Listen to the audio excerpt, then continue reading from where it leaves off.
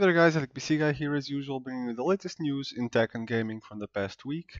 Now for our first topic, something that should hopefully make you guys quite happy. HAMB prices are hopefully going down in the near future, hopefully in the next few months or at least before the end of the year. According to the HAM exchange, which tracks prices and that sort of thing in regards to HAM, the prices have been going down already and are expected to keep going down up to 25 to 30%. There is a catch that servers, ham for basically servers and data centers and such, might pick up a bit on the overstocking and excess of inventory, so it might buffer a bit that price drop. But in any case, they are expected to go down by quite a far margin in the near future, so keep your eyes peeled for some sweet deals on ham. It has been quite pricey in the past few years, so this is definitely welcome news. Now, I have not cannot say I have noticed a massive decrease on the ham prices. The ham sticks that I've been eyeing out to boost my PC have dropped in price from what I remember seeing them when I got my first two ham sticks for this build, but it has been like literally a 10 euro price drop, which is not really that crazy. Now, hopefully, it will keep dropping in the future, and hope we'll have some deals so we can shop around. Now, I don't have much to say about graphics card this week, surprisingly, but even when there are no graphics card news to report, Nvidia still manages to hit the news, and not always for the good reason.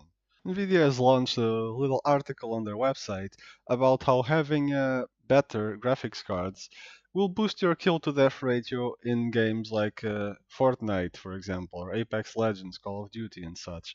And it has a whole explanation of why, and actually a really neat, plus I don't know how many percent if you have a 10 series or RTX series card, and a whole display of it all looks very technical and professional, very statistical and all, but truth be told, does that really matter? Is that really because you have a better graphics card, or is it just that people who play games more and for a longer time tend to be better at those games? And if you play games more seriously for a longer period of time, you're more likely to want to buy a better graphics card. So it's a matter of correlation and not of causation. Now, my opinion on this is actually it's kind of disturbing and a bit sad because it's basically negative reinforcement. You're telling people basically if you don't have a better card, you're never going to be good at the game. And while it is true that having a better card will give you more frame rates, and with more frame rates comes better response time, it does not mean that you are bad at the game, you're going to buy a better graphics card and you're going to be good. No, what it means is if you are at a certain level at the game, if you have better hardware, you're going to be doing a little bit better, most likely. So, it is a bit kind of a murky field of advertisement that I cannot say I completely agree with, but it's Nvidia. They're trying their hardest to push their high-end hardware when it's not being very well received by the masses. And yeah, it's just not the way I would go about advertising. How about some price drops instead? On more positive notes and more news in the field of USB specifications, Intel has basically released to the public, basically, it has made it royalty free, its Thunderbolt 3 specification. And this Thunderbolt 3 specification, which used to command quite a premium if you were to have a motherboard that supports it, it was usually only found on higher end stuff, will be used as the base to build USB 4 specification that will be widely available and hopefully most definitely, actually, cheaper and more widespread. Now, this specification will use the USB-C port, I believe, in any case, so it's going to be backwards compatible with all that sort of stuff, but it will support speeds up to 40 gigabits per second, which is more than double than the USB 3.2 2x2 smart name, I know, that has been announced literally like only a couple of weeks ago. So it is double something that's not even out yet. So that's quite good news for as far as connectivity goes. Although you probably won't be seeing that just yet. It will still take several months to actually develop the ports and everything in question and integrate it in software.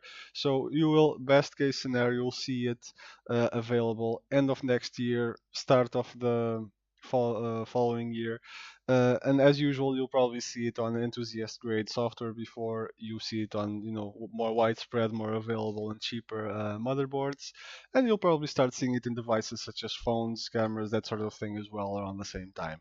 So something to look forward to in the future. Something to look forward in gaming if you're a fan of retro games that have really, really left a mark on the gaming world is that Blizzard has launched Diablo, the original Diablo from how many years ago? 20 something? More probably. Uh, it has launched it on GOG. It is basically the full on old school Diablo experience. So if you missed that, head to GOG, check it out. It was a really nice game for its time, and it's still a very good game to this day. So if you enjoyed it, here's your chance to play it again on Windows 10 without any compatibility issues from because of the game being from way back when. Also related to gaming, not so good news, Microsoft has once again screwed up its Windows updates that it regularly launches. I'm citing PC Gamer here, but I have seen it reported on multiple news outlets. The latest Windows update that I personally got it installed 2 days ago, the KB4482887 Windows update, you can check on your PC if you also got that one installed, is causing massive FPS drops in many games. It seems to be fine when your mouse is standing still. As soon as you move your mouse, it is completely unplayable. This update was supposed to soften some of the hardware, well, not hardware, some of the software mitigations to the Spectre exploit that are already in place, and this was supposed to improve the performance with those mitigations because those mitigations have an impact on your performance. And this was supposed to kind of smooth it out and lessen that impact that those mitigations have. Apparently, the opposite has come to pass, and Microsoft has come out and advised people to just uninstall the update until a fix is in place. But yeah, it's not the first time that the October. This is an update to the October update, let's call it. And it's not the first time it has caused problems. In the past, it has actually deleted user files. So yeah, Microsoft should kind of get its game together. It's not exactly a small indie company. So yeah, these are kind of massive problems with it.